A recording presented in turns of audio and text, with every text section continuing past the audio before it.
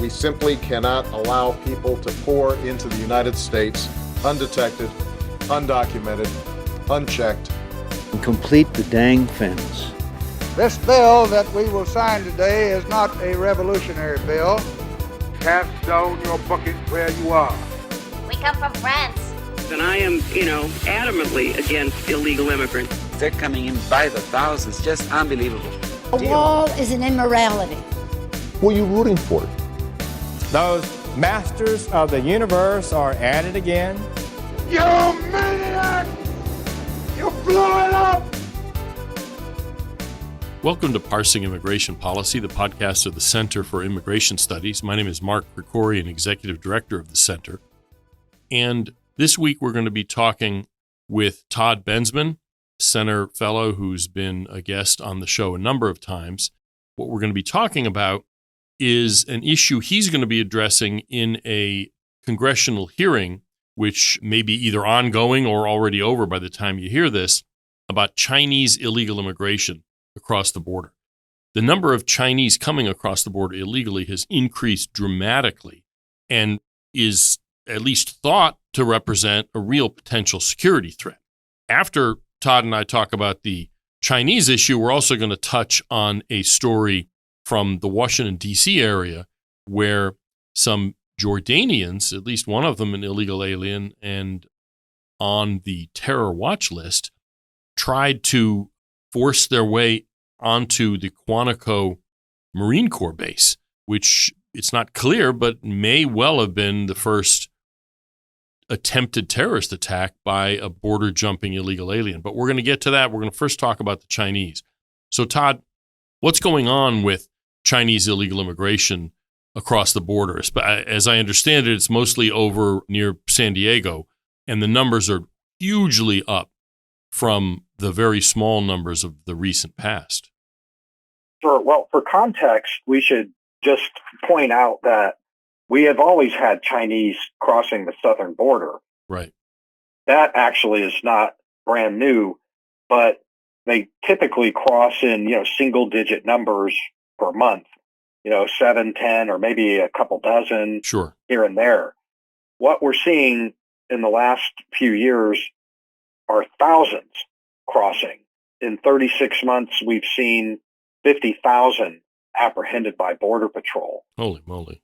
And that doesn't include the number that are being brought over via the CBP One scheme across the bridges. That's probably another 17 to 20,000.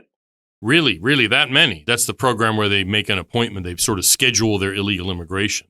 Yes. Wow. So obviously word is out throughout China that the U.S. border is wide open. The process when they cross is pretty cut and dry.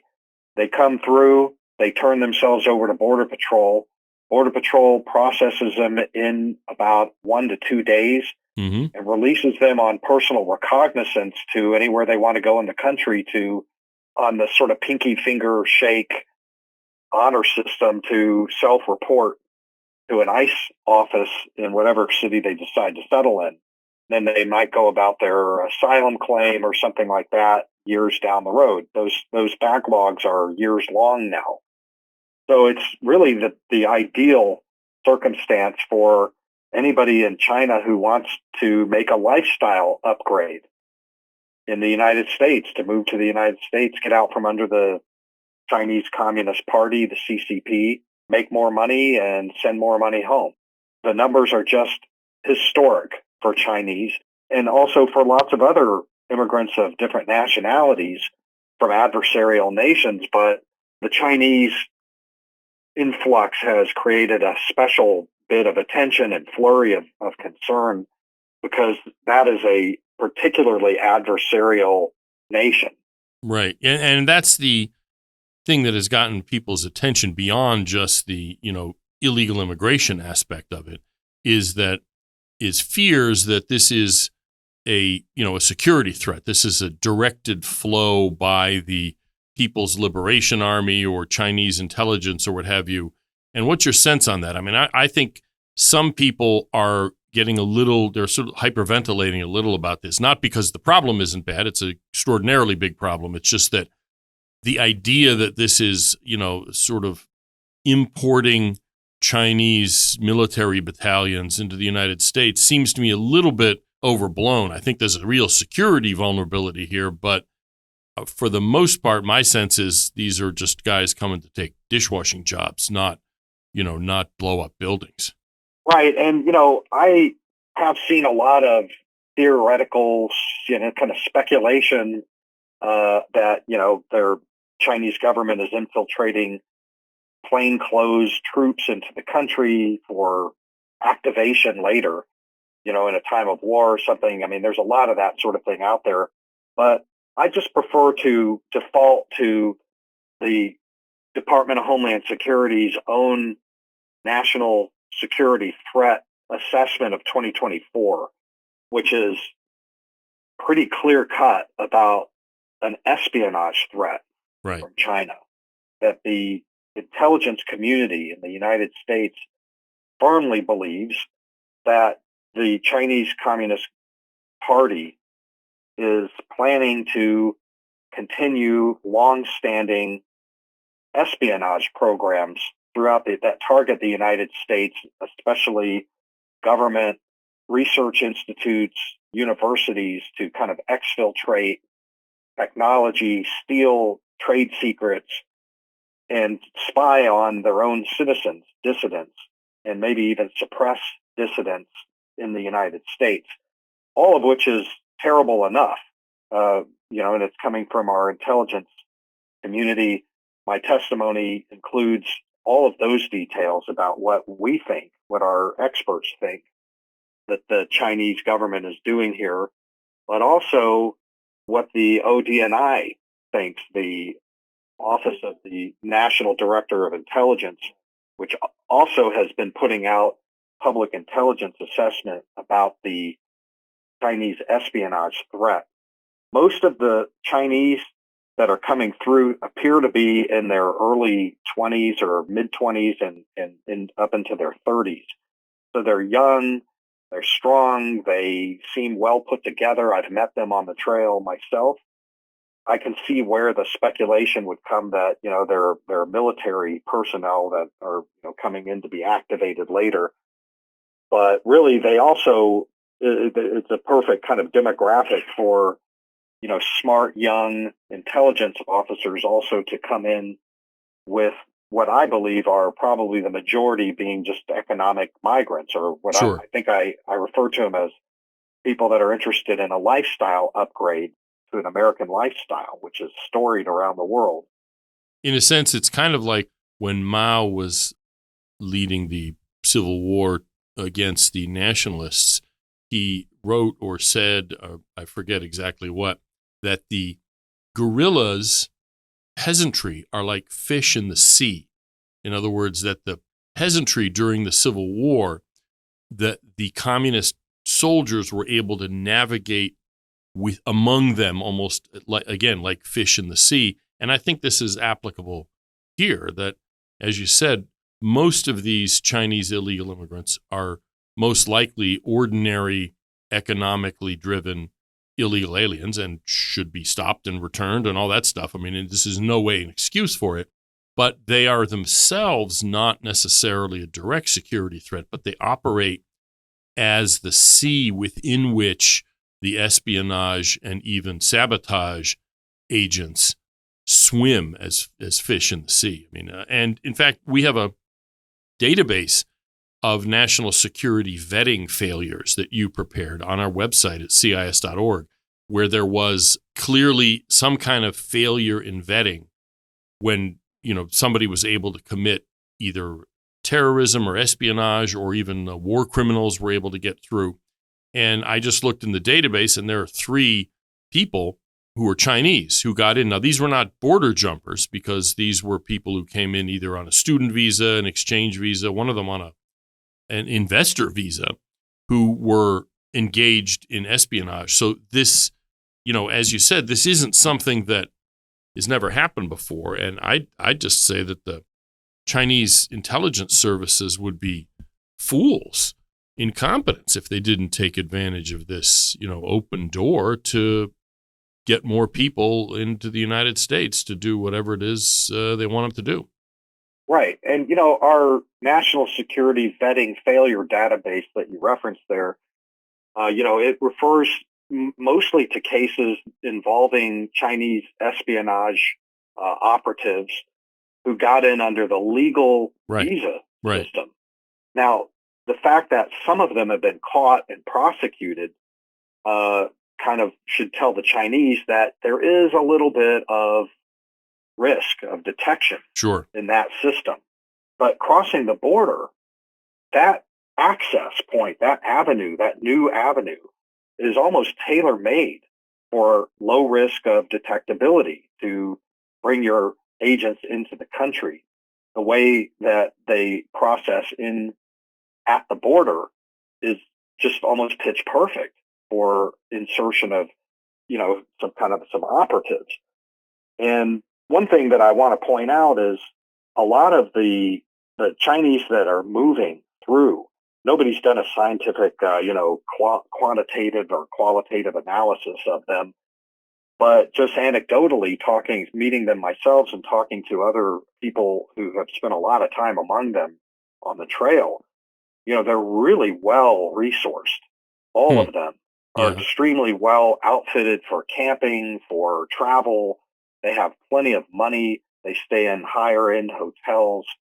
They seem educated. We don't know that they're educated, but they're different than almost all other, nationalities of people that I meet down there, in that they are very well put together. And I just don't think that once they're in, that it would be a long shot for them to gravitate to the same kind of positions that the ones coming in on legal student visas and scholar visas and cultural exchange visas and even investor visas, that, within a year or a couple of years, they'll be in schools, they'll be enrolled, they'll be getting corporate jobs. They just take a little bit of extra time, but they certainly would and should be able to gravitate. And these are not just dishwasher kind of people, is what I'm saying. Right. And the point about the vetting is important because, the administration is constantly protesting that the border jumpers that they are releasing into the United States that they're vetting all of them before they let them go, which is, preposterous on its face, but they are doing something. In other words, they're running their names through like American criminal database and see if they haven't been here before, haven't committed any crimes, and aren't on any kind of, international watch list, or even if they are, they get let go because vetting is only as good as the material you have to vet people with. Whereas if you're getting a student visa or a cultural exchange visa or even an investor visa, there's at least an interview process back in China. Again, that's obviously not perfect itself, but the vetting has a little more substance to it than it does at the border for, 24, 48 hours before the Border Patrol just springs you. Right. And, one of the Biden policies that had to have just thrilled China's spy masters happened last year when the Biden administration reversed a Trump-era policy of 40 questions asked of all Chinese border crossers. They would actually bring them off to the side and really drill down on their stories. They would interrogate them. Right. They'd ask all these questions, but Biden administration saw that as taking up too much time, and they would backlog up, and maybe the Fox News drones would come again. And so they reduced the number of questions asked from 40 to just 5. Interesting. Yeah. Do we know what the questions are? I mean, is it like, are you a spy? Yes or no? I mean, what kind of things do they ask? Well, I mean, they're designed to sort of get at that. Right. They'll ask, the 5 questions will be, did you go to university? What's your education? Because most of the big universities in China are government run, and that's where they get their spies and I see. cultivate their spies. And have you ever worked for the government? Have you been in the military? Where did you live? things like that. I think I've covered most of them right there. And if the answer is, oh, and what's your political party in there, it's going to be CCP. Obviously, yeah. And so if the answer is yes to a bunch of those, then you might get referred to the Border Patrol's tactical intelligence team that drills down deeper, and then maybe even to the FBI. But there's not much evidence that, in fact, the evidence is the reverse. It shows that the Chinese immigrants crossing over have figured out exactly how to answer those 5 questions so that they get a pass right through. Interesting. Very easy to game the five questions, and so they're all just passing through. No, I wasn't a member of the party. No, I didn't go to university. No, I mean, if the answer is no on a bunch of these, you're right through. Yeah. So that's just, like I said, the spy masters have to have been just gleefully, celebrating when that thing happened. Right. And the interesting thing is, part of the reason, and you've talked about this in another context as well, part of the reason they dial back on the sort of the intensity of the questioning is because there's just so many people that, it's like Lucy in the Chocolate Factory. They just have to, like you suggested, they don't want a backup where they'll have lots of Chinese that the news media can then come and take pictures of illegal aliens pooling up at the border. So they just do what in another context, like at border crossings, they call line flushing, where they just let a whole bunch of people through without much of a check at all in order to clear the line. You've written about that too, that in generally with regard to illegal border crossers from the Middle East, there also used to be more intense questioning. And, they'd like dump their phones and all of that. And that once the numbers got so big because of Biden's invitation to illegal immigration, they just stopped doing that with regard to Middle Eastern illegals as well. Right. I mean, the administration has clearly traded off. They've made a trade here of higher security, better national security vetting, traded for kind of a politically expedient, quicker movement of people so that it doesn't look bad on television. Right. And I think that's abhorrent personally. I think that's, very problematic. We're going to be paying for that. And I want to mention one other thing here too, is I believe that probably the majority of them are going to be people that just want to work here and make more money and, sure, live out from under a dictatorship and all of those good things. But one thing that the intelligence assessments point out, especially the ODNI ones, is that the Communist Party and the spy masters over there will very often gang press those kind of Chinese into informant service, that they will threaten their family members. I think the way they put it is that they'll pressure family members back in China. They'll threaten other kinds of negative consequences to people that have been identified as vulnerable to it. And, there's among the 50,000 that have crossed, they may not be trained spies now, but they're ready-made. Many of them are going to be ready-made for coerced recruitment into the service. And that's going to be a big problem as well in the coming years. Interesting. And sort of along the lines of, keeping track of who these people are, when the Border Patrol does these, now just 5 questions, is there any record of that kept? And what I mean by that is if they say, no, I've never been in the military, I've never gone to university, and I'm not a member of the Communist Party. If a year later it turns out, lo and behold, all of those things were lies, do we even know that they're lies? I don't know if you know this level of detail, but do they have a record of that? And are there any consequences if it turns out later that you lied to the Border Patrol? I mean, if they get caught up in an espionage beef, sure. Then, of course, they've signed papers saying I was never in a university. I never was in the PLA or the Chinese, the People's Liberation Army. Right. Then they'll get popped for that. I believe there is a record of that. But, I've talked to Border Patrol agents out there in California and also in Texas. Some of them cross in Texas and Arizona as well. Majority of them crossing in San Diego County right now. Right. But USCIS officers will tell me that their stories that they claim for asylum are exact cookie cutter Yeah. copies Yep. of one another, like thousands of the exact same story with the exact same detail, the exact same cop that they had a problem with, or the exact same, party apparatchik that was mean to them. And then they're not really allowed to flag the cookie cutter nature of these stories as like a problem. They just have to Interesting. accept them all. And the Chinese know this. Certainly the spy masters back in Beijing know this. Everybody knows this.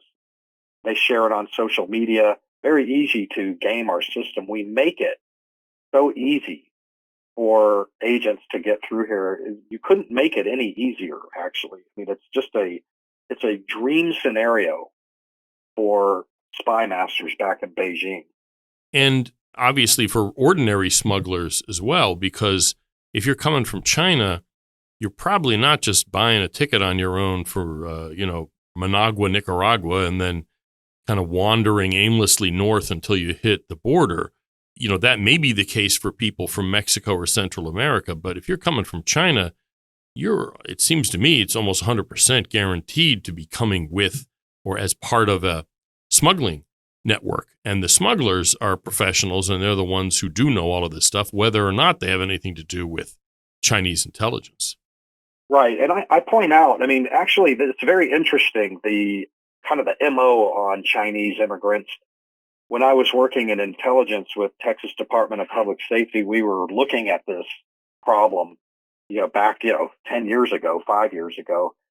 And in those days, the Chinese would pay snakehead syndicates, Chinese criminal syndicates called snakeheads, right, for kind of departure city to destination, all as one big all-inclusive package. right. And those Chinese would never talk about, everybody complained at the federal side that they would just clam up. They all knew what never to say. And they may pay $70,000 or $80,000 and they'd have to pay it off over time. But that's very different now.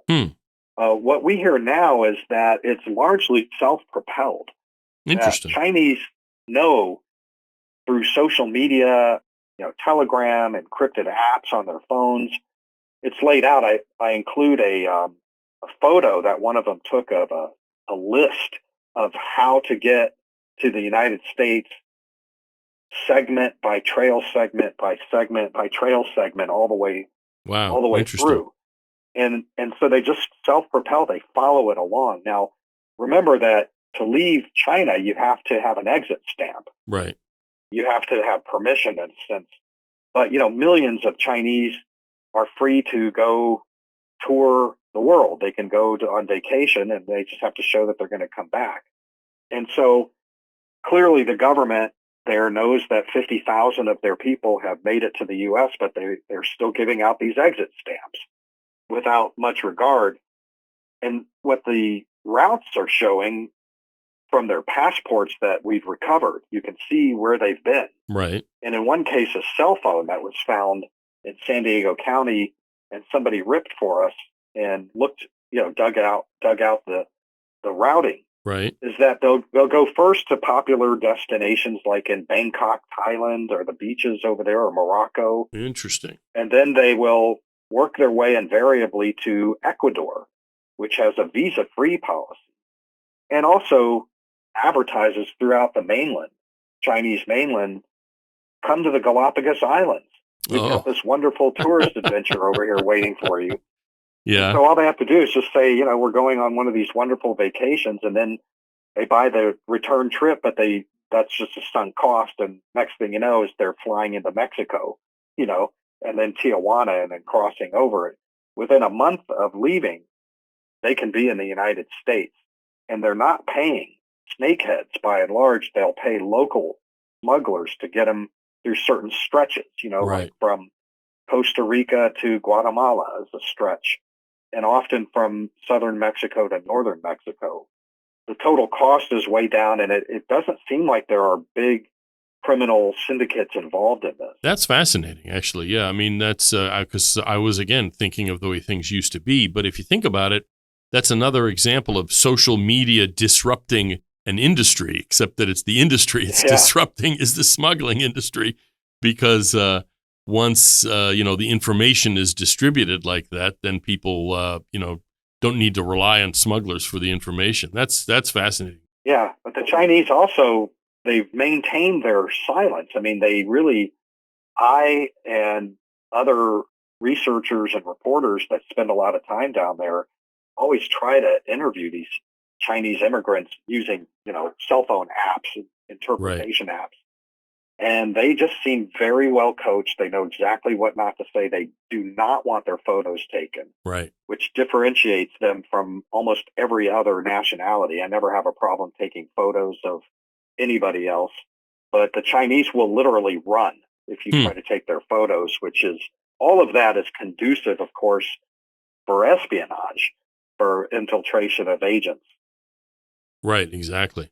So we'll have a link to the hearing, to your testimony, but also to the live stream of the hearing, which when people listen to this podcast, it may be going on then, but more likely you can watch it afterwards if you want. What I wanted to turn to now, the second topic, is this issue of what happened at Quantico Marine Corps Base south of Washington, which is one of the main, it's sort of one of the kind of headquarters of the Marine Corps, if there is such a thing.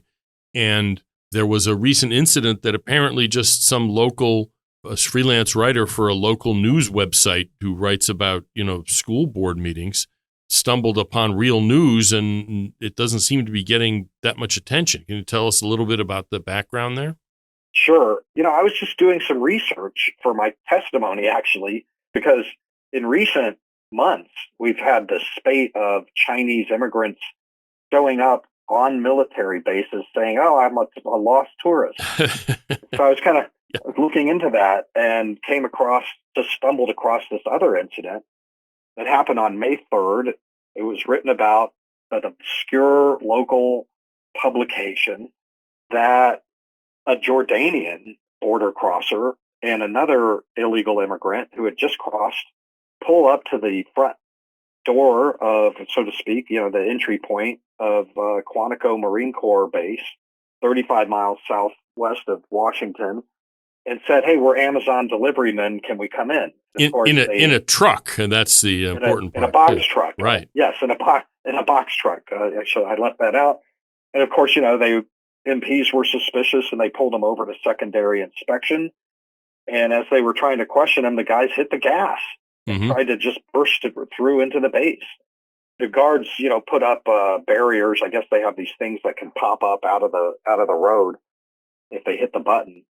And they were able to arrest both of them, and they charged them with criminal trespass, and then handed them off to ICE, Immigration and Customs Enforcement. And that's pretty much all there was to that story, except that this reporter kept going with it and got 3 different sources to say that one of them was a Jordanian illegal immigrant who had crossed over the border recently. And been let go by the administration, having supposedly vetted him, right? Obviously, let go. Yep. And that the other individual who was there obviously was a illegal immigrant too, because the Marines turned both of them over to ICE. Right. One of the 2 of them was on the terrorism watch list. They're unable to figure out which of the 2 was on the watch list. And then that's about it. I just stumbled across that. I wrote a piece asking a lot of questions like, was this a terror attack, an attempted terror attack? Did they have weapons?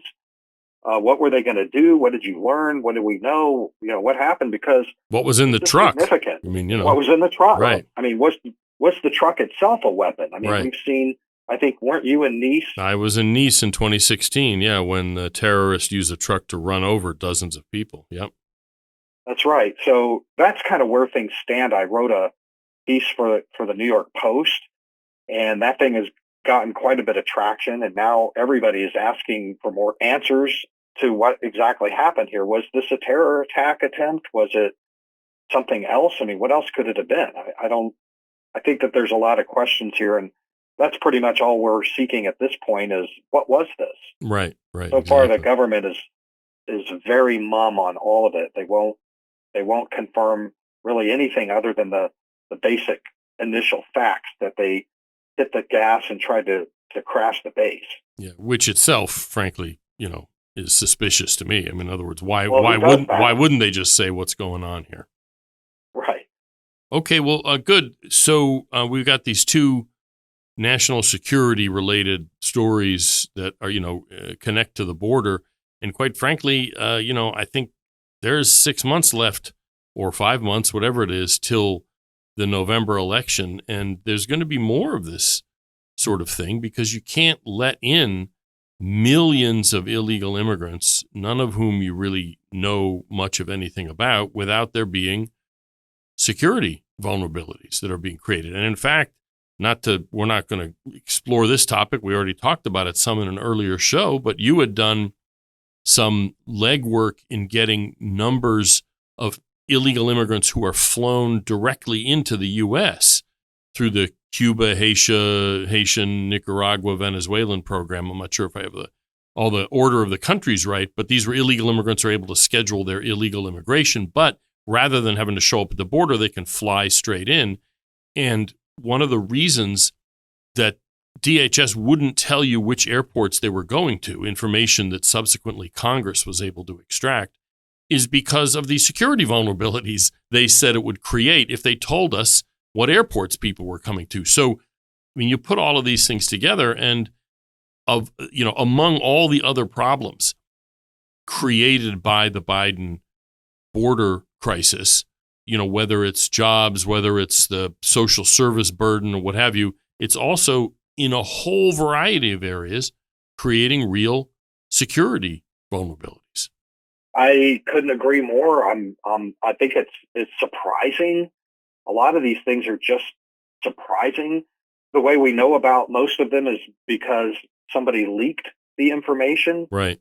Or we had to force it out by litigation, or none of it was provided willingly. They're clearly ashamed and embarrassed, right? And they know what the repercussions are of things like reducing the number of questions asked of Chinese border crossers from 40 to 5, or creating a program that, causes extra security vulnerability at our airports, of all things.